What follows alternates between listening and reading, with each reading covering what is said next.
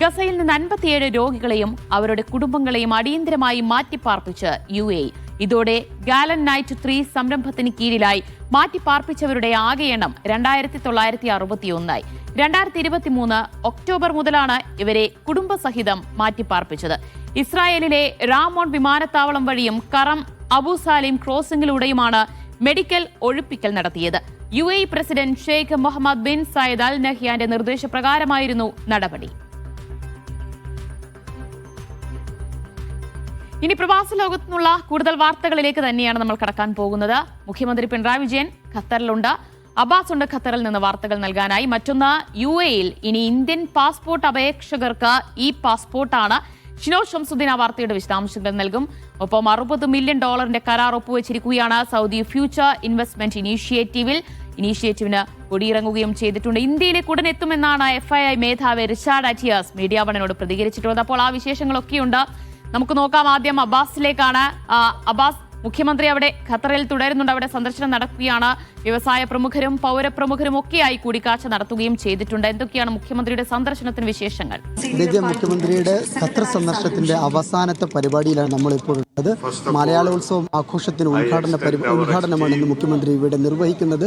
നമുക്ക് കാണാവുന്നത് പോലെ തന്നെ ഒരു വലിയ പുരുഷാരം, ഏകദേശം 5000-ലേറെ സീറ്റുകളാണ് ഇവിടെ സജ്ജമാക്കിയിട്ടുള്ളത്. ഈ സീറ്റുകൾ മുഴുവൻ നിറഞ്ഞു കവിഞ്ഞ മലയാളി സമൂഹമാണ് ഈ പരിപാടിക്കായി, മലയാളോത്സവം പരിപാടിക്കായി എത്തിയിട്ടുള്ളത്.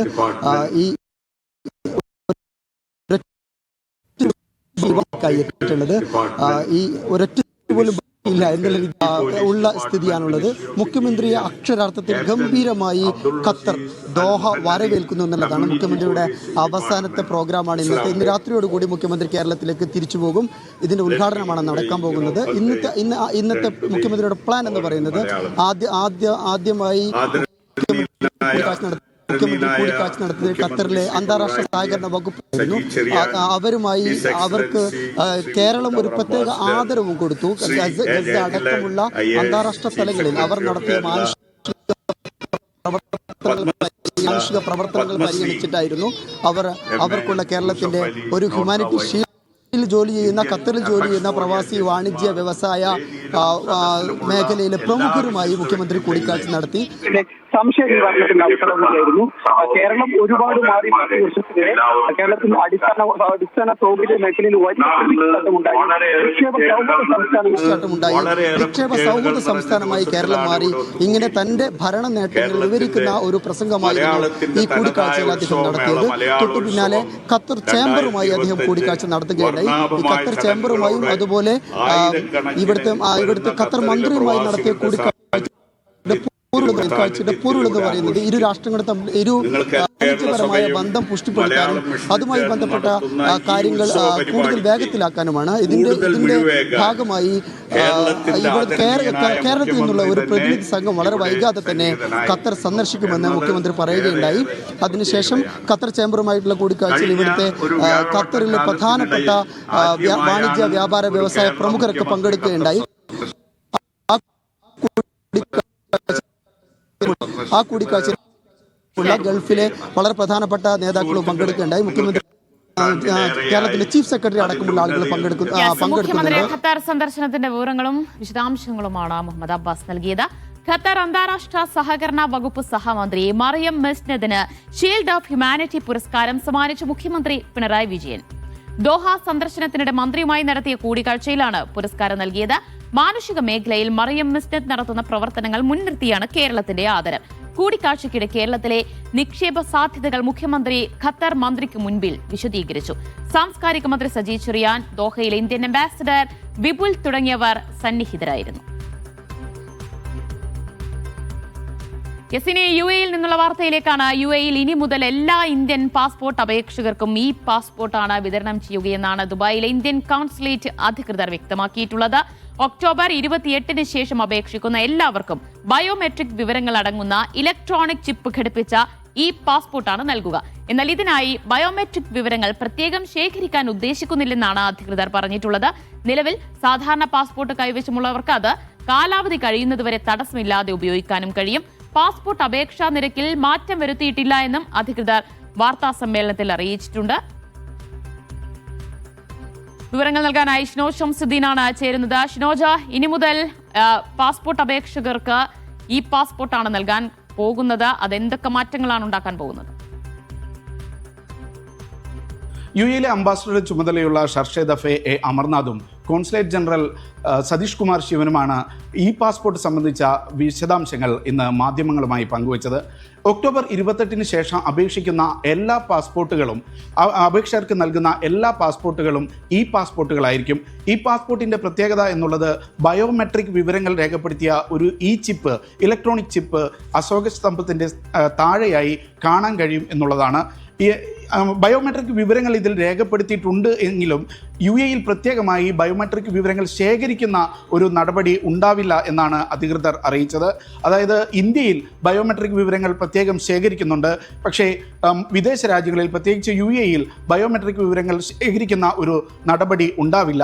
പക്ഷേ പുതിയ മാർഗനിർദ്ദേശങ്ങൾ അനുസരിച്ചുള്ള ഫോട്ടോയായിരിക്കണം ഇതിനായി അപ്ലോഡ് ചെയ്യേണ്ടത്. അതിൽ നിന്ന് തന്നെ ചില വിവരങ്ങൾ ശേഖരിക്കാൻ കഴിയും എന്നാണ് അധികൃതർ അറിയിക്കുന്നത്. So the biggest enhancement in the e-passport is the embedded chip which will be there, which is an added security feature.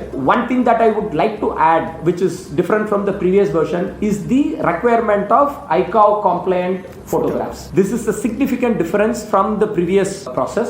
Currently in the embassies and consulates abroad, there is no physical biometric collection. ഈ പാസ്പോർട്ടിൻ്റെ പ്രത്യേകത എന്ന് പറയുന്നത് ഇത് ആഗോളതലത്തിൽ മിക്ക എയർപോർട്ടുകളിലും വളരെ സുഗമമായി കടന്നു പോകുന്നതിനുള്ള സൗകര്യം ഈ പാസ്പോർട്ടുകൾ ഉണ്ടായിരിക്കും. ഇത് റീഡ് ചെയ്യുന്ന സൗകര്യം വിവിധ വിമാനത്താവളങ്ങളിൽ ഏർപ്പെടുത്തിയിരിക്കുകയാണ്. പാസ്പോർട്ട് വ്യാജൻ ഉണ്ടാക്കിയാലും ഇതിനകത്തെ വിവരങ്ങൾ മാറ്റാൻ കഴിയില്ല എന്നുള്ളതാണ് ഇതിന് പ്രത്യേകതയായി പറയുന്നത്. അതുകൊണ്ട് തന്നെ ഏതെങ്കിലും തരത്തിൽ വ്യാജ പാസ്പോർട്ടുമായി വിമാനത്താവളങ്ങളിലൂടെ കടന്നു പോകുന്നത് ഒഴിവാക്കാൻ ഈ പാസ്പോർട്ടിൻ്റെ വരവോടുകൂടി കഴിയുമെന്നാണ് അധികൃതർ വിശദീകരിച്ചിട്ടുള്ളത്. മറ്റൊരു കാര്യമുള്ളത്, ഈ പാസ്പോർട്ടുകൾ ഇഷ്യൂ ചെയ്യുമ്പോഴും ഇതിൻ്റെ നിരക്കിൽ വ്യത്യാസം വരുന്നില്ല എന്നുള്ളതാണ്. അപേക്ഷിക്കുന്ന നടപടിക്രമങ്ങളെല്ലാം പഴയതുപോലെ തുടരും. പക്ഷേ മുഴുവൻ വിവരങ്ങളും ഓൺസൈറ്റിൽ ഓൺലൈനായി വെബ്സൈറ്റിൽ നൽകാൻ അപേക്ഷകന് തന്നെ സാധിക്കുകയും ഈ അപേക്ഷയും പാസ്പോർട്ട് ഇഷ്യൂ ചെയ്യുന്നതും തമ്മിലുള്ള സമയം കുറയ്ക്കുന്നതിനും ഇത് സാധിക്കും എന്നാണ് അധികൃതർ വിശദീകരിച്ചിട്ടുള്ളത്. അക്ഷയ് പേരാവൂരിനൊപ്പം ഷിനോജ് ഷംസുദ്ദീൻ, മീഡിയ 1, ദുബായ്. ഇനി ഒമാനിലെ പുതിയ തൊഴിൽ പെർമിറ്റ് ഭേദഗതിയെ കുറിച്ചാണ് നമ്മൾ പരിശോധിക്കാൻ പോകുന്നത്. വിശദമായി തന്നെ അറിയാം. നജ്മ മജീദ് വിശദീകരിക്കും.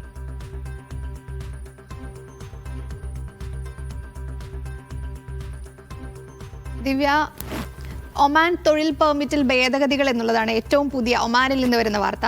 ഈ ഭേദഗതികളെ സംബന്ധിച്ച് നോക്കുമ്പോൾ ഇത് അവിടെ ജോലി ചെയ്യുന്നവരെ സംബന്ധിച്ചും തൊഴിൽ ഉടമകളെ സംബന്ധിച്ചും വളരെ പ്രധാനപ്പെട്ടതാണ്. നമുക്ക് വിശദമായി തന്നെ നോക്കാം.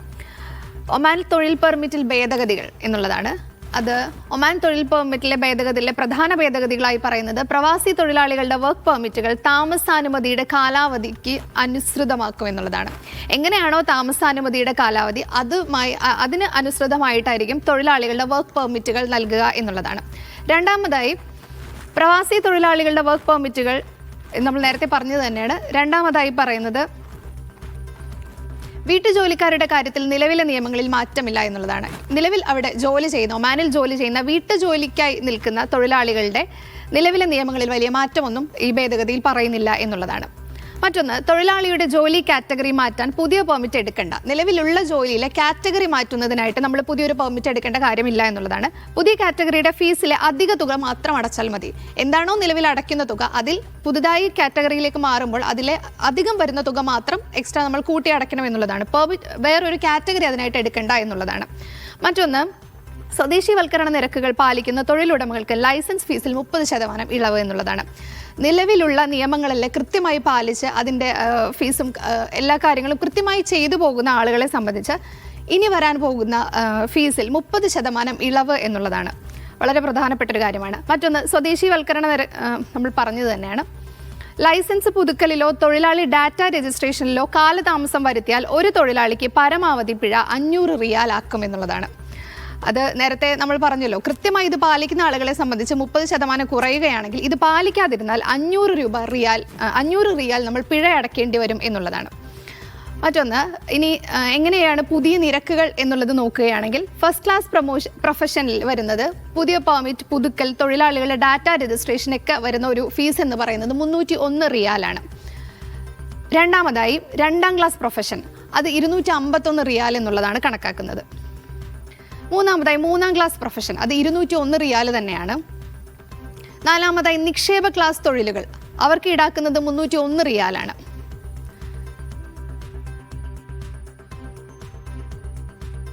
ഇനി അടുത്തത് വീട്ടുജോലിക്കാരി, നാനി, സ്വകാര്യ ഡ്രൈവർ, തോട്ടക്കാരൻ, വീട്ടിലെ ആരോഗ്യകാര്യ സഹായി, സ്വകാര്യ നഴ്സ് എന്നിങ്ങനെ തൊഴിൽ ചെയ്യുന്ന ആളുകൾക്ക് 101 റിയാലാണ്. അത് പരമാവധി 3 തൊഴിലാളികൾ എന്നുള്ളത് കൂടി മെൻഷൻ ചെയ്യുന്നുണ്ട്, അത് നമ്മൾ ശ്രദ്ധിക്കണം. മറ്റൊന്ന്, കാർഷിക തൊഴിലാളികൾ, ഒട്ടകം, കുതിര, കന്നുകാലികളെയൊക്കെ വളർത്തുന്ന അതിനായി സഹായിക്കുന്ന തൊഴിലാളികൾ, റെസിഡൻഷ്യൽ കെട്ടിട തൊഴിലാളികൾ, അവർക്ക് 141 റിയാലാണ് വരുന്നത്. പിന്നെ വർക്ക് പെർമിറ്റിൽ പ്രൊഫഷൻ മാറ്റാൻ 5 റിയാലാണ് ഈടാക്കുന്നത്. കരാറിലെ വേതനവും ബോണസ് ഡാറ്റയും മാറ്റാനായിട്ട് 1 റിയാൽ മാത്രമാണ് ഈടാക്കുന്നത്. ഇനി ഒരു തൊഴിലാളിയുടെ സേവനം മറ്റൊരു തൊഴിലുടമയിലേക്ക് മാറ്റുകയാണെങ്കിൽ 5 റിയാൽ. എന്ന് വെച്ചാൽ നമ്മൾ ഒരു തൊഴിലുടമയുടെ കീഴിൽ ഇതുവരെ ജോലി ചെയ്യുന്നു, ഇനി നമ്മൾ മറ്റൊരു തൊഴിലുടമയിലേക്ക് മാറുകയാണ്, അങ്ങനെയെങ്കിൽ 5 റിയാലാണ് ഈടാക്കുന്നത്. അങ്ങനെ ഇത്രയുമാണ് ഒമാനിലെ വർക്ക് പെർമിറ്റ് വിസയിൽ വന്നിട്ടുള്ള ഭേദഗതികൾ. Divya. Yes, thank you Najma. എന്തായാലും ഒമാനിലെ പുതിയ വർക്ക് പെർമിറ്റ് വിവരങ്ങളെ കുറിച്ചാണ് ഇപ്പോൾ നജ്മ വിശദാംശങ്ങൾ നൽകിയത്. മറ്റു വാർത്തയിലേക്ക്, $60 ബില്യൺ കരാറുകൾ ഒപ്പുവെച്ച് സൗദിയിലെ റിയാദിൽ ഫ്യൂച്ചർ ഇൻവെസ്റ്റ്മെന്റ് ഇനീഷ്യേറ്റീവിന് കൊടിയിറങ്ങി. ഇന്ത്യയിലേക്കും FII ഉടനെത്തിയേക്കുമെന്ന് ഫ്യൂച്ചർ ഇൻവെസ്റ്റ്മെന്റ് ഇനീഷ്യേറ്റീവ് മേധാവി റിച്ചാർഡ് അറ്റിയാസ് മീഡിയ വണ്ണിനോട് പറഞ്ഞു. FII ലോകത്തെ പ്രധാന പ്രതിസന്ധികളിൽ പരിഹാരം തേടാനാണ് ശ്രമിക്കുന്നതെന്ന് പറഞ്ഞ അദ്ദേഹം ഇന്ത്യൻ പ്രാതിനിധ്യം വർദ്ധിക്കണമെന്നും ചൂണ്ടിക്കാട്ടി. 4 വർഷമായി മീഡിയ വണ്ണുമായുള്ള FII പാർട്ണർഷിപ്പ് മനോഹരമാണെന്നും റിച്ചാർഡ് പറഞ്ഞു.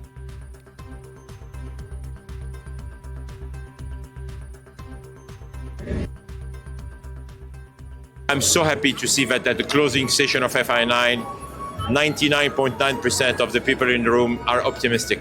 Oh, yeah. More importantly, your colleagues, the journalists, who are always pessimistic, are optimistic. Yeah. So this is an amazing light for the world and for humanity. And you need to convey the message to the world, including the Indian people. You are a great nation, 1.2, 1.3 billion people. You need prosperity in India. You have talented people, you have a country of innovation, country of disruption. So definitely we need to have more Indians to be more part of the global conversation. So you can be a great conveyor of this message. The Indian people are most welcome, not only in Saudi Arabia, but in FII and all FII conferences, which will help us also to come to India, inshallah. And about the Asia version? We are exploring many options, but definitely Tokyo this year, and we'll see what we'll be doing next year.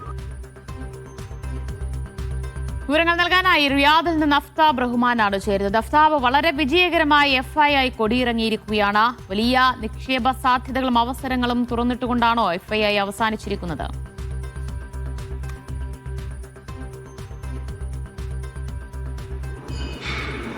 Future investment ഇനീഷ്യേറ്റീവിൻ്റെ 9ാം edition അവസാനിക്കുന്ന സമയത്താണ് അതിൻ്റെ acting CEO, FI ഇൻസ്റ്റിറ്റ്യൂട്ടിൻ്റെ acting CEO Richard Attias media വണ്ണുമായി അല്പസമയം ചിലവഴിച്ചത്. അതിൽ അദ്ദേഹം media one CEO Mushtaq Ahmed, ഒപ്പം തന്നെ GCC general manager Sowab Ali എന്നിവരുമായി മീഡിയ വണ്ണുമായിട്ടുള്ള പാർട്ട്ണർഷിപ്പ് വരും വർഷങ്ങളിൽ തുടരുമെന്ന് പറഞ്ഞിട്ടുണ്ട്. മറ്റൊരു പ്രധാനപ്പെട്ട കാര്യം ഈ ഉച്ചകോടിയുടെ ഭാഗമായി ഉരുത്തിരിഞ്ഞ കരാറുകളാണ്. അതിൽ പ്രത്യേകിച്ച് ഇന്ത്യ ഉൾപ്പെടെയുള്ള രാഷ്ട്രങ്ങളുമായി കൂടുതൽ സഹകരണത്തിലേക്ക് പോകുവാൻ FII ഇൻസ്റ്റിറ്റ്യൂട്ട് ആഗ്രഹിക്കുന്നുണ്ട്. എന്ന് മാത്രമല്ല, ഇതിൻ്റെ സൗദി അറേബ്യയിൽ ഇപ്പോൾ നടന്ന ഫ്യൂച്ചർ ഇൻവെസ്റ്റ്മെൻറ്റ് ഇനീഷ്യേറ്റീവിൻ്റെ എഡിഷനുകൾക്ക് സമാനമായിട്ടുള്ള എഡിഷൻ ഇന്ത്യയിലേക്കും കൊണ്ടുവരണമെന്ന് അവർ ആഗ്രഹിക്കുന്നുണ്ട്. അതിൻ്റെ ശ്രമങ്ങൾ തുടരുമെന്നുള്ളതാണ് അവർ അറിയിച്ചിട്ടുള്ളത്.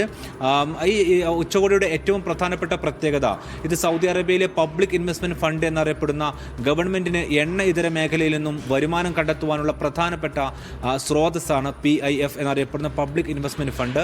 പബ്ലിക് ഇൻവെസ്റ്റ്മെൻറ്റ് ഫണ്ടിന് കീഴിലാണ് ഓരോ വർഷവും സൗദി അറേബ്യയിൽ ഫ്യൂച്ചർ ഇൻവെസ്റ്റ്മെൻറ്റ് ഇനീഷ്യേറ്റീവ് നടന്നു വരുന്നത്. ഇതിൽ പ്രത്യേകിച്ച് സൗദി അറേബ്യയിലേക്കുള്ള പദ്ധതികളിലേക്ക് വൻകിട കമ്പനികളെ ആകർഷിക്കൽ ഈ ഉച്ചകോടിയുടെ വളരെ പ്രധാനപ്പെട്ട ലക്ഷ്യമാണ്. മറ്റൊന്ന്, ലോകത്തെ വ്യത്യസ്തമായ പശ്ചിമേഷ്യയിലെ ഗസ ഉൾപ്പെടെയുള്ള വ്യത്യസ്തമായ വിഷയങ്ങളിലേക്കും ഒപ്പം തന്നെ അതിൻ്റെ പ്രശ്നപരിഹാരങ്ങളിലേക്കും വെളിച്ചം ചൂണ്ടുന്നതായിരുന്നു ഇതിലെ വ്യത്യസ്തമായ സെഷനുകൾ. ഇതിൽ ഇന്നിപ്പോൾ ഏതാണ്ട് ഒപ്പിട്ടിരിക്കുന്നത് $60 ബില്യൺ കരാറുകളാണ്. അത് ഇന്ന് മാത്രമല്ല, കഴിഞ്ഞ 4 ദിവസങ്ങളിലായി ലോകത്തെ വിവിധ വ്യവസായ പ്രമുഖർ, കമ്പനികൾ, കമ്പനികൾ ഒപ്പം തന്നെ രാഷ്ട്രങ്ങൾ ഇവരുമായി വ്യത്യസ്ത കരാറുകളിലാണ് ഈ തരത്തിലുള്ള കരാറുകൾ എത്തിച്ചേർന്നിരിക്കുന്നത്. മറ്റൊരു പ്രധാനപ്പെട്ട കാര്യം, സൗദി അറേബ്യയിൽ തന്നെ കഴിഞ്ഞ പല ഘട്ടങ്ങളിലായി പ്രഖ്യാപിച്ച വൻകിട പദ്ധതികളിലുള്ള സാമ്പത്തികമായിട്ടുള്ള പിരിമുറുക്കം അത് സൗദി അറേബ്യയെ വല്ലാതെ അലട്ടുന്നുണ്ട്. പ്രത്യേകിച്ച് ഒരേ സമയം വൻകിട പദ്ധതികളിലേക്ക് ഒരേ സമയം ഫണ്ട് ഫ്ലോ എങ്ങനെ മാനേജ് ചെയ്യുമെന്നുള്ളൊരു പ്രശ്നം ഈ രാഷ്ട്രത്തിന് മുന്നിലുണ്ട്. പ്രത്യേകിച്ച് ഇപ്പോൾ വിഷൻ 2030യുടെ ഭാഗമായി പ്രഖ്യാപിച്ചിട്ടുള്ള 2034 വേൾഡ് കപ്പ് വരെ നീണ്ടു നിൽക്കുന്ന വ്യത്യസ്തമായ പദ്ധതികളും പ്രഖ്യാപനങ്ങളുമുണ്ട്. അതിൻ്റെ ഭാഗമായിട്ടുള്ള വ്യത്യസ്തമായ പദ്ധതികൾക്ക് ഫണ്ട് കണ്ടെത്തേണ്ട സാഹചര്യം നിലവിലുണ്ട്.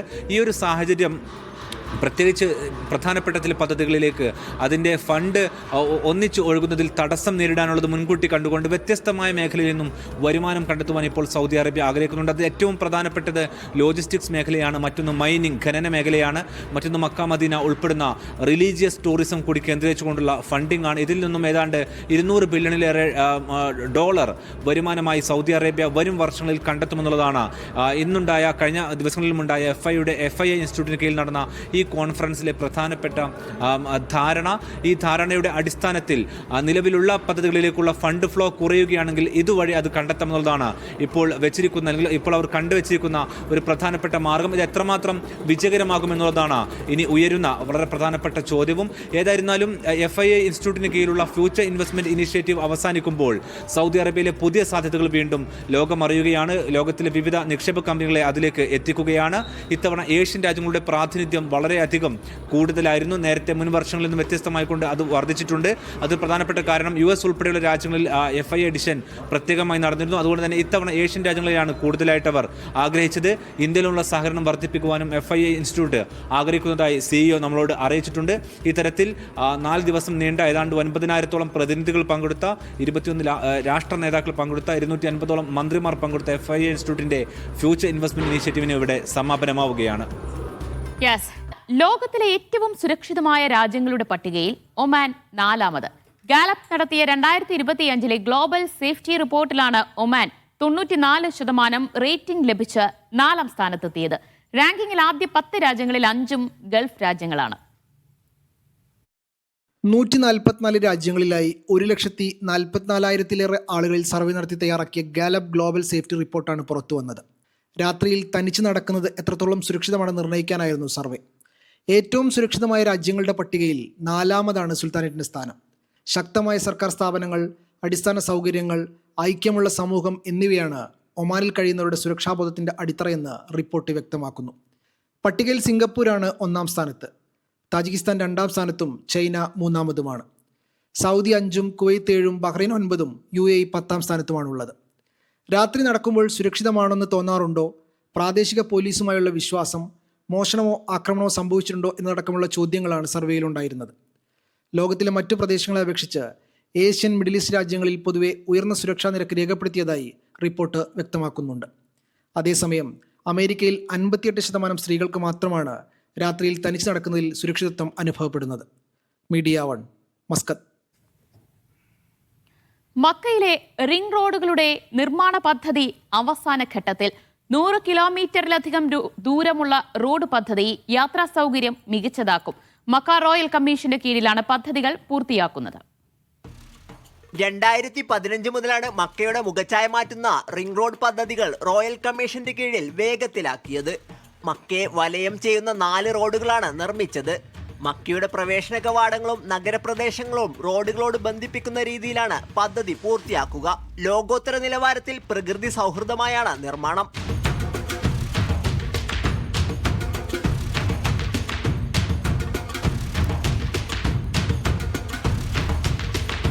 $105 കിലോമീറ്ററിന് മുകളിൽ റിംഗ് റോഡുകൾ നിർമ്മിച്ചു കഴിഞ്ഞു. നിരവധി സർവീസ് റോഡുകളും പാലങ്ങളും ഇതിന്റെ ഭാഗമായി നിർമ്മിച്ചിട്ടുണ്ട്. റോഡുകളുടെ ശേഷി വർദ്ധിപ്പിച്ച് യാത്രാസമയം കുറക്കുകയാണ് ലക്ഷ്യം. ലക്ഷക്കണക്കിന് വിശ്വാസികളാണ് ഓരോ ദിവസവും തീർത്ഥാടനത്തിനായി മക്കയിലെത്തുന്നത്. ഇവരുടെ യാത്രാ സൗകര്യം മികച്ചതാക്കുന്നതിന്റെ ഭാഗമായാണ് പദ്ധതി. Sabith Saleem, media 1, Makkah. സൗദിയിലെ റിയാദിലെ മുഴുവൻ മെഗാ പ്രോജക്റ്റുകളും 2030 മുൻപ് പൂർത്തിയാക്കുമെന്ന് റിയാദ് എക്സ്പോ CEO അറിയിച്ചു. ഫ്യൂച്ചർ ഇൻവെസ്റ്റ്മെന്റ് ഇനീഷ്യേറ്റീവ് കോൺഫറൻസിന്റെ ഭാഗമായി നടന്ന സെഷനിലാണ് പ്രഖ്യാപനം നടത്തിയത്.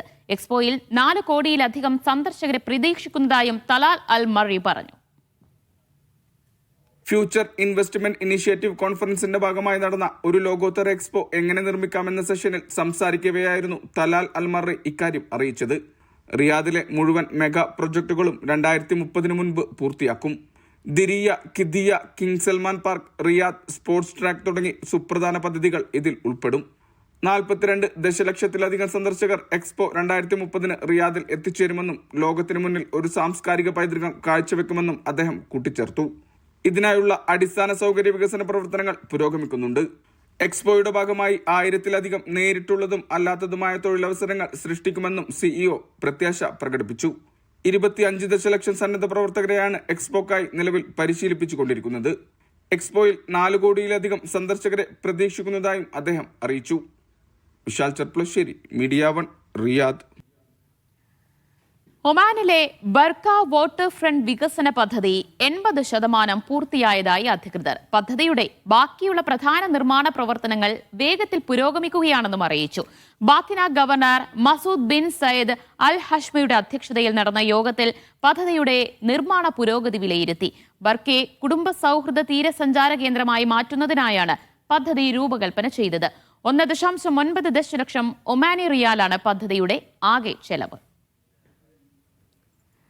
കുവൈറ്റിൽ നവീകരിച്ച അൽ മസീല ബീച്ച് തുറന്നു. കഴിഞ്ഞ ദിവസമാണ് ഉദ്ഘാടനം നടന്നത്. എല്ലാ പ്രായത്തിലുമുള്ള സന്ദർശകരെയും ആകർഷിക്കുന്ന തരത്തിലാണ് നവീകരണം നടത്തിയത്. ഇതോടെ രാജ്യത്തെ പ്രധാനപ്പെട്ട വിനോദ ആകർഷണങ്ങളിലൊന്നായി ബീച്ച് മാറിയിരിക്കുകയാണ്. 70,000 ചതുരശ്ര മീറ്ററിലധികം വിസ്തൃതിയുള്ളതാണ് പദ്ധതി പ്രദേശം. ടൂറിസം പ്രോജക്ട്സ് കമ്പനിയും UPSCയും ചേർന്നാണ് ബീച്ച് നവീകരിച്ചത്. വൈദ്യുതി, കുടിവെള്ളം, സ്പോർട്സ് ഗെയിമുകൾ, നീന്തൽക്കുളങ്ങൾ, റെസ്റ്റോറന്റുകൾ, കഫേകൾ, കടകൾ തുടങ്ങിയവ പ്രദേശത്തൊരുക്കിയിട്ടുണ്ട്. കുവൈറ്റിലെ ജഹ്റ നേച്ചർ റിസർവ് നവംബർ 9 മുതൽ പൊതുജനങ്ങൾക്ക് വീണ്ടും തുറന്നുകൊടുക്കും. പ്രകൃതിയുടെ വൈവിധ്യം അനുഭവിക്കാനും പക്ഷി വന്യജീവി ലോകം നിരീക്ഷിക്കാനും സന്ദർശകർക്ക് അവസരം ലഭിക്കും. പ്രവേശന ഫീസ് ഒരാൾക്ക് 2 KD ആയിരിക്കും. 5 പേരുള്ള കുടുംബത്തിന് 10 KD നിരക്കിൽ ബുക്ക് ചെയ്യാൻ സാധിക്കും. അതോറിറ്റിയുടെ ഔദ്യോഗിക വെബ്സൈറ്റ് വഴിയും KNet സംവിധാനത്തിലൂടെയുമാണ് ടിക്കറ്റുകൾ ബുക്ക് ചെയ്യേണ്ടത്. 1987 സ്ഥാപിതമായ റിസർവ് കുവൈറ്റിലെ ആദ്യ സംരക്ഷിത പ്രകൃതിദത്ത സൈറ്റുകളിലൊന്നാണ് ജഹ്റ നേച്ചർ റിസർവ്. മീഡിയ 1 ഒരുക്കുന്ന സൂപ്പർ കപ്പ് റിയാദ് സീസണ് ഇന്ന് തുടക്കമാകും. റിയാദ് ഇന്ത്യൻ ഫുട്ബോൾ അസോസിയേഷനുമായി സഹകരിച്ചുള്ള സൂപ്പർ കപ്പിന് ഇന്ന് രാത്രി 10-നാണ് കിക്ക് ഓഫ്. 11s ഫോർമാറ്റിലുള്ള മത്സരത്തിൽ റിയാദിലെ 8 ടീമുകളാണ് ഏറ്റുമുട്ടുന്നത്. സിറ്റി ഫ്ലവർ ടൈറ്റിൽ സ്പോൺസറായ മീഡിയ 1 സൂപ്പർ കപ്പിന് റിയാദിലെ ഫുട്ബോൾ പ്രേമികൾ ഒരുങ്ങിക്കഴിഞ്ഞു. ഇന്ന് രാത്രി 10-നാണ് കിക്ക് ഓഫ്. സൂപ്പർ കപ്പിന്റെ റിയാദിലെ 3ാമത്തെ എഡിഷനാണിത്. 8 ടീമുകളും 7 മത്സരങ്ങളും 100-ലധികം ഫുട്ബോൾ താരങ്ങളും അണിനിരക്കും. 4ാമത് സീസൺ 11s ഫോർമാറ്റിലാണ്. നോക്കൌട്ട് അടിസ്ഥാനത്തിലാണ് മത്സരങ്ങൾ. റിയാദിലെ മികച്ച കാലാവസ്ഥയിൽ കളിക്കാർക്ക് മികച്ച കളി പുറത്തെടുക്കാനും കാണികൾക്ക് നല്ല രീതിയിൽ ഫുട്ബോൾ ആസ്വദിക്കാനും കഴിയുമെന്നാണ് പ്രതീക്ഷ. ദുർറത്ത് മലാബ് സ്റ്റേഡിയത്തിലാണ് മത്സരങ്ങൾ. പ്രവാസി sporting, lantern, Blasters, black and white Riyadh, youth India, Sulai FC, real Kerala, royal focus line എന്നിവരാണ് മാറ്റുരയ്ക്കുക. നാട്ടിൽ നിന്നും സൗദിയിലെ മറ്റ് നഗരങ്ങളിൽ നിന്നും 11s ഫോർമാറ്റിലെ ആവേശ മത്സരം കാണാൻ താരങ്ങളെത്തും. അതിഥി കളിക്കാരെ അണിനിരത്തി പോർമുഖം ശക്തിപ്പെടുത്താനുള്ള ശ്രമത്തിലാണ് ടീം മാനേജ്മെന്റുകൾ. Media 1, Riyadh. സൗദി സമ്പദ് വ്യവസ്ഥ ശക്തമായ വളർച്ച കൈവരിക്കുന്നുവെന്ന് സൗദി സാമ്പത്തിക മന്ത്രി. മൊത്തം ആഭ്യന്തര ഉൽപാദനം 5.1% വളർച്ച നേടും. എണ്ണേതര വരുമാനത്തിലും വലിയ തോതിൽ വളർച്ച കൈവരിച്ചെന്നും മന്ത്രി പറഞ്ഞു. റിയാദിൽ നടന്ന ഫ്യൂച്ചർ ഇൻവെസ്റ്റ് ഇനീഷ്യേറ്റീവ് ഫോറത്തിനാണ് സൗദി സാമ്പത്തിക മന്ത്രി ഫൈസൽ അൽ ഇബ്രാഹിം സൗദിയുടെ സാമ്പത്തിക വളർച്ചയെക്കുറിച്ച് സംസാരിച്ചത്. എണ്ണയിതര മേഖലകളുടെ പിന്തുണയോടെ 2025-ൽ GDP 5.1% വളർച്ച നേടി. എണ്ണയെ ആശ്രയിക്കേണ്ടി വരുന്ന സമ്പദ് വ്യവസ്ഥയെ വൈവിധ്യവൽക്കരിക്കുന്നതിനാണ് മുൻഗണന നൽകുന്നതെന്നും അദ്ദേഹം പറഞ്ഞു. എണ്ണയിതര GDPയിൽ മാത്രം 3.8% വളർച്ചയുണ്ടാകുമെന്നും മന്ത്രി പറഞ്ഞു. 2026-ൽ 4.6% വലിയ നേട്ടം കൈവരിക്കാനാകും. വിഷൻ 2030-ന്റെ ഭാഗമായി വ്യവസായം, സാങ്കേതികവിദ്യ, ടൂറിസം, സേവന മേഖലകൾ എന്നിവയിൽ വലിയ മുന്നേറ്റമാണ് പ്രതീക്ഷിക്കുന്നത്. ഇന്റർനാഷണൽ മോണിറ്ററി ഫണ്ടും സാമ്പത്തിക വളർച്ച 4% ഉയർത്തിയിട്ടുണ്ട്. എണ്ണയിതര മേഖലയിലെ മുന്നേറ്റം ഉറപ്പാക്കുന്നതിലൂടെ രാജ്യം ആഗോള സാമ്പത്തിക ശക്തിയായി വളരുമെന്നാണ് വിലയിരുത്തൽ. Media 1, Jeddah. UAE-യിലെ ഷെയ്ഖ് സാദ് ഫെസ്റ്റിവൽ നവംബർ 1-ന് ആരംഭിക്കും. അബുദാബിയിലെ അൽബദുബയിൽ 2026 മാർച്ച് 22 വരെയാണ് മേള. ഫെസ്റ്റിവലിന്റെ അന്തിമ ഒരുക്കം Sultan bin Hamdan Al Nahyan പരിശോധിച്ചു. മേളയുടെ ഭാഗമായി നിരവധി സാംസ്കാരിക പൈതൃക കലാപരിപാടികളുണ്ടാകുമെന്ന് അബുദാബി ഹെറിറ്റേജ് അതോറിറ്റിയുടെ acting director general Abdullah Mubarak Al Muhairi പറഞ്ഞു. UAE-യുടെ 54ാമത് ദേശീയ ദിനാഘോഷവും ഫെസ്റ്റിവലിൽ നടക്കും. റമദാൻ മാസത്തിൽ പ്രത്യേക സാംസ്കാരിക പരിപാടികളും നടക്കും. തുടർന്ന് പെരുന്നാൾ ആഘോഷവും അരങ്ങേറും. ഫെസ്റ്റിവലിന്റെ അന്താരാഷ്ട്ര പവലിയനുകളിൽ 22-ലധികം രാജ്യങ്ങളുടെ പങ്കാളിത്തമുണ്ടാകും. കുവൈറ്റിലെ മംഗഫിൽ ലഹരി വസ്തുക്കളുമായി ഏഷ്യൻ പ്രവാസി അറസ്റ്റിൽ. ഇയാളിൽ നിന്ന് 6 കിലോ ഹെറോയിനും 4 കിലോ മെത്താഫെറ്റമിനും തൂക്കാൻ ഉപയോഗിക്കുന്ന യന്ത്രങ്ങളും പിടിച്ചെടുത്തു. ഏകദേശം 1,70,000 ദിനാർ വിപണി മൂല്യമുള്ള ലഹരി വസ്തുക്കളാണ് പിടിച്ചെടുത്തത്. സമൂഹ മാധ്യമങ്ങൾ വഴിയാണ് പ്രതി ലഹരി വിൽപ്പന നടത്തിയിരുന്നത്. വിദേശത്തുള്ള ക്രിമിനൽ സംഘവുമായി പ്രതിക്ക് ബന്ധമുണ്ടെന്നും അന്വേഷണത്തിൽ കണ്ടെത്തി.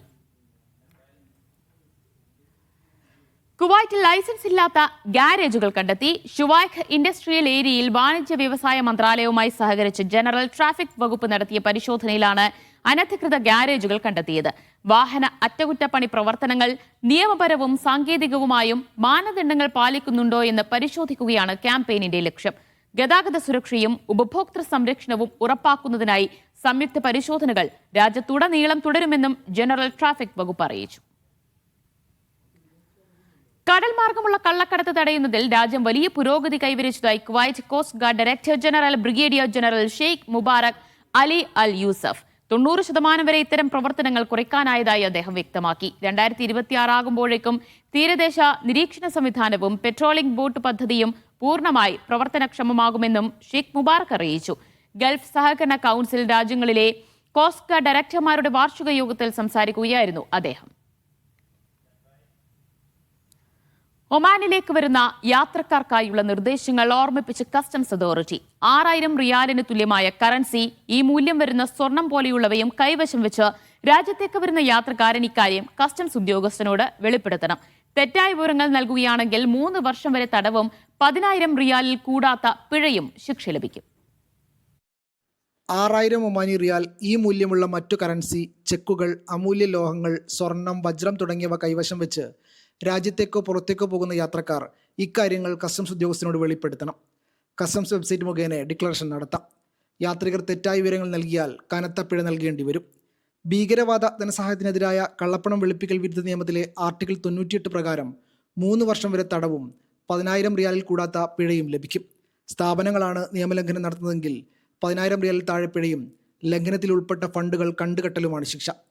വ്യക്തിഗത ഉപയോഗത്തിനുള്ള വീഡിയോ ക്യാമറ, സംഗീതോപകരണങ്ങൾ, മൊബൈൽ, വ്യക്തിഗത ആഭരണങ്ങൾ തുടങ്ങി കസ്റ്റംസ് തീരുവയിൽ നിന്ന് ഒഴിവാക്കിയവ ഗൈഡിൽ വിശദീകരിക്കുന്നുണ്ട്. അനുവദനീയമായ സിഗരറ്റുകൾ കൈവശം വെക്കുന്ന യാത്രക്കാരന് 18 വയസ്സ് തികഞ്ഞയാളാകണം. മരുന്നുകൾ, മെഡിക്കൽ മെഷീനുകൾ, ജീവനുള്ള മൃഗങ്ങൾ, സസ്യങ്ങൾ, വളങ്ങൾ, കീടനാശിനികൾ തുടങ്ങി അധികാരികളിൽ നിന്നുള്ള അംഗീകാരം നേടേണ്ടവയെക്കുറിച്ചും വിശദമാക്കുന്നുണ്ട്. മയക്കുമരുന്നുകൾ, സൈക്കോട്രോപിക് വസ്തുക്കൾ, സ്ഫോടക വസ്തുക്കൾ, റൈഫിളുകൾ തുടങ്ങി നിരോധിച്ച വസ്തുക്കളെക്കുറിച്ചും വിശദീകരിക്കുന്നുണ്ട്. Media 1, Muscat. കുവൈറ്റിൽ HIV, ഹെപ്പറ്റൈറ്റിസ് പരിശോധനാ ഫലങ്ങൾ വ്യാജമായി തയ്യാറാക്കാൻ 200 ദിനാർ കൈക്കൂലി നൽകിയ പ്രവാസിക്ക് 10 വർഷം കഠിന തടവ് ശിക്ഷ. ജഡ്ജി നാസർ സലേം അൽ ഹൈദിൻ അധ്യക്ഷനായ കോടതിയാണ് വിധി പുറപ്പെടുവിച്ചത്. രക്തസാമ്പിളുകളിൽ കൃത്രിമം കാണിച്ച് രോഗബാധിതർക്കും വ്യാജ സർട്ടിഫിക്കറ്റുകൾ നൽകിയതായാണ് അന്വേഷണത്തിൽ കണ്ടെത്തിയത്. GCC രാജ്യങ്ങളിലെ ഏറ്റവും വലിയ ബാഡ്മിന്റൺ ലീഗായ BPK BSL 2025ന്റെ 3ാം സീസൺ താരലേലം നാളെ നടക്കും. കുവൈറ്റ് അഹമ്മദിയിലെ ഐസ് സ്മാഷ് ഇൻഡോർ കോർട്ടിലാണ് ലേലം നടക്കുന്നത്. ഈ വർഷം 10 ടീമുകളാണ് ടൂർണമെന്റിൽ പങ്കെടുക്കുക. 300-ലധികം കളിക്കാർ ലേലത്തിലേക്കായി രജിസ്റ്റർ ചെയ്തതായി സംഘാടകർ അറിയിച്ചു. മത്സരങ്ങൾ നവംബർ 27-നും 28-നും നടക്കും. ബാഡ്മിന്റൺ പ്ലെയേഴ്സ് കുവൈറ്റിന്റെ നേതൃത്വത്തിലാണ് ലീഗ് സംഘടിപ്പിക്കുന്നത്. ബെറിലീഷ്യസ് എന്ന പേരിൽ ബെറി ഫെസ്റ്റിവൽ ആരംഭിച്ച് ലുലു. ദുബായ് സിലിക്കൺ സെൻട്രൽ മാളിലെ ലുലു ഹൈപ്പർ മാർക്കറ്റിൽ ഫെസ്റ്റിവലിന് തുടക്കമായി. ലുലു ഔട്ട്ലെറ്റുകളിൽ 10 ദിവസമാണ് ഫെസ്റ്റിവൽ നടക്കുന്നത്. സ്ട്രോബെറി, ബ്ലൂബെറി, ബ്ലാക്ക്ബെറി തുടങ്ങി ബെറി ഉൽപ്പന്നങ്ങളാണ് ഫെസ്റ്റിവലിൽ ഒരുക്കിയിരിക്കുന്നത്. ലോകത്തെ ഏറ്റവും വലിയ ബെറി ഉൽപാദകരിലൊന്നായ ഡ്രിസ്കോൾസുമായി ചേർന്നാണ് ലുലു ബെറി ഫെസ്റ്റിവൽ സംഘടിപ്പിക്കുന്നത്. ലുലു ഔട്ട്ലെറ്റുകളിൽ ബെറി ഫെസ്റ്റിവലിനായി പ്രത്യേക സെക്ഷനുകൾ ഉണ്ടാകും. ആരോഗ്യത്തിന് ഏറ്റവും മികച്ച ബെറി മികച്ച വിലയിൽ എത്തിക്കാനാണ് ലുലു ലക്ഷ്യമിടുന്നതെന്ന് Lulu group international director MS Saleem പറഞ്ഞു. ഡിസ്കോളാണ് വേൾഡിലെ ഏറ്റവും number 1 berry grows, berry high antioxidant കണ്ടന്റുകളും കണ്ടമാനം ന്യൂട്രീഷ്യൻ ബെനിഫിറ്റ്സ് ഉള്ള ഒരു ഫ്രൂട്ടാണ്. It is all branches in UAE. 10 ദിവസം 10 ഡേയ്സിൻ്റെ ബെറി ഫെസ്റ്റിവൽ എന്ന ലുലുവിന്റെ ആശയം ഏറെ പ്രശംസനീയമാണെന്നും ആരോഗ്യകരമായ ഭക്ഷണശീലത്തിൽ ബെറി മാറ്റി നിർത്താനാകാത്തതാണെന്നും ഡ്രിസ്കോൾസ് അധികൃതർ പറഞ്ഞു. We're very excited to be here with Lulu, which has become one of our biggest partners in the GCC. And the Berrylicious concept is something they've pioneered, which is bringing berries to consumers in the Gulf. Media 1 Dubai. മനുഷ്യനെ പോലെ പെരുമാറാൻ സാധിക്കുന്ന റോബോട്ടുകളുടെ നിർമ്മാണത്തിലാണ് ശാസ്ത്രലോകം. മനുഷ്യനൊപ്പം ഗുസ്തി പിടിക്കാനും dance കളിക്കാനും തുടങ്ങി വ്യവസായ മേഖലയിലേക്കടക്കം ഉപയോഗിക്കാവുന്ന ഒരു റോബോട്ടിനെ പരിചയപ്പെടാം. സൗദിയിലെ റിയാദിൽ ഫ്യൂച്ചർ ഇൻവെസ്റ്റ്മെന്റ് ഇനീഷ്യേറ്റീവിൽ താരമായിരുന്നു റോബോട്ടുകൾ.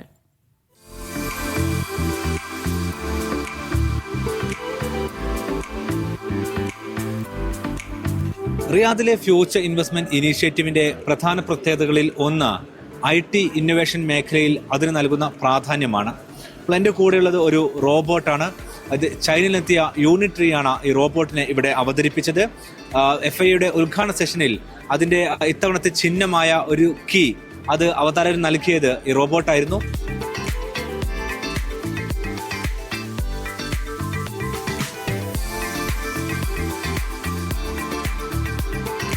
ഈ റോബോട്ടിന്റെ ഏറ്റവും വലിയ പ്രത്യേകത എന്ന് പറയുന്നത് അത് വൈവിധ്യമാർന്ന മേഖലയിലേക്ക് ആൾക്ക് അവരുടെ ഉപയോഗത്തിനനുസരിച്ച് ഓട്ടോമേറ്റ് ചെയ്യാൻ കഴിയും എന്നുള്ളതാണ്. അപ്പോൾ ഇതിന്റെ കാഴ്ചകൾ ആദ്യം കാണാം, അതിന്റെ വിശേഷങ്ങളിലേക്ക് തൊട്ട് പിന്നാലെ വരാം.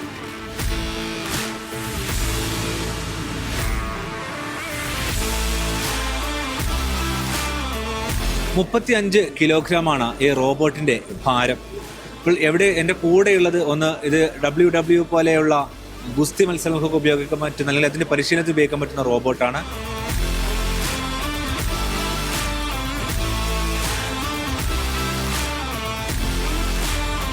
സമാനമായ രീതിയിൽ തന്നെ ഡാൻസ് ചെയ്യുന്ന റോബോട്ടുകളുണ്ട്. അതായത് ഡാൻസ് കൂടെ ഒരുമിച്ച് നിന്ന് പഠിക്കുവാനും മറ്റ് ഉപയോഗപ്പെടുത്തുവാനുള്ള തരത്തിലുണ്ട്. അതേപോലെ തന്നെ വ്യവസായ മേഖലയിലേക്ക് ആവശ്യമായ തരത്തിൽ ഉപയോഗപ്പെടുത്താൻ പറ്റുന്ന റോബോട്ടുകളുണ്ട്. ഇങ്ങനെ വൈവിധ്യമാർന്ന മേഖലയിലേക്ക് ഈ റോബോട്ടുകളെ ഉപയോഗപ്പെടുത്താൻ കഴിയുമെന്നുള്ളതാണ് ഏറ്റവും പ്രധാനപ്പെട്ട സവിശേഷത.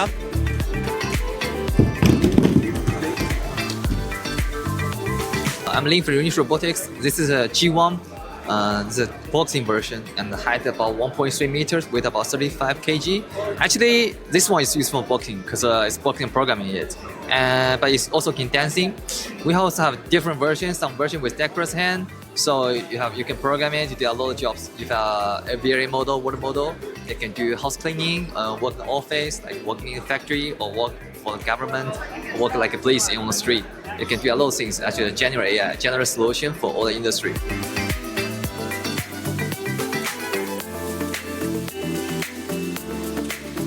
Actually, it's produced in China, and if we talk about FOB price in China, price range from like 16K to 100K. Different versions, a lot of robots, and the warranty is different. Some is 1 year, 2 year, like this. And the battery, different robot. Actually, the battery life is different. 2 hours, 3 hours, some is 6 hours.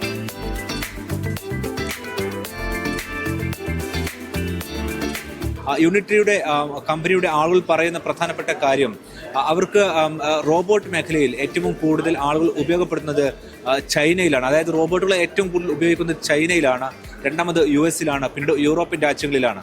അത് കഴിഞ്ഞാണ് മറ്റു രാജ്യങ്ങൾ ഈ റോബോട്ടുകൾ ഉപയോഗപ്പെടുത്തുന്ന ശേഷിയിൽ മുന്നോട്ട് വരുന്നത്. ഏതായിരുന്നാലും FIയിൽ ഇത്തവണയും സമാനമായ രീതിയിൽ തന്നെ വൈവിധ്യമാർന്ന IT മേഖലയിലെ കാഴ്ചകളുണ്ട്. റിയാദിൽ നിന്നും അഫ്താബ് റഹ്മാൻ, മീഡിയ 1. UAEയിലെ പ്രമുഖ രാഷ്ട്രീയ സ്ഥാപനമായ കാസ്റ്റലോ ദുബൈയിലെ ആദ്യ റീറ്റെയിൽ ബ്രാഞ്ച് തുറന്നു. ദുബൈ ദേരയിൽ നടൻ മിഥുൻ രമേശ്, ഭാര്യയും സോഷ്യൽ മീഡിയ താരവുമായ ലക്ഷ്മി മേനോൻ എന്നിവർ ചേർന്ന് ഉദ്ഘാടനം നിർവഹിച്ചു. അടുത്ത വർഷത്തിനകം 50 ബ്രാഞ്ചുകൾ തുറക്കാനാണ് കാസ്റ്റലോ ലക്ഷ്യമിടുന്നതെന്ന് MD മുഹമ്മദ് ഇക്ബാൽ പറഞ്ഞു. സോ നമുക്ക് നേരത്തെയുള്ള എക്സ്പീരിയൻസ് കൊണ്ടാണ് ഫസ്റ്റ് ഇതിപ്പോൾ ദുബൈയിലേക്ക് വരുന്നത്. നേരത്തെ കാസ്റ്റലോ, മെക്കാഡോ എന്ന 2 ബ്രാൻഡാണുള്ളത്. അത് B2B ആണ്. ആ ഒരു എക്സ്പീരിയൻസിലാണ് നമ്മൾ ബേസിക്കലി നമ്മൾ B2C എന്നുള്ള ഒരു ആസ്പെക്റ്റിലേക്ക് വന്നിരിക്കുന്നത്. ഇൻഷാല്ലാ നേരത്തെ പറഞ്ഞ പോലെ തന്നെ ഒരു 50 ഔട്ട്ലെറ്റ് നെക്സ്റ്റ് 26 ആകുമ്പോഴേക്കും ഒരു 50 ഔട്ട്ലെറ്റ് നമ്മൾ കംപ്ലീറ്റ് ചെയ്യും.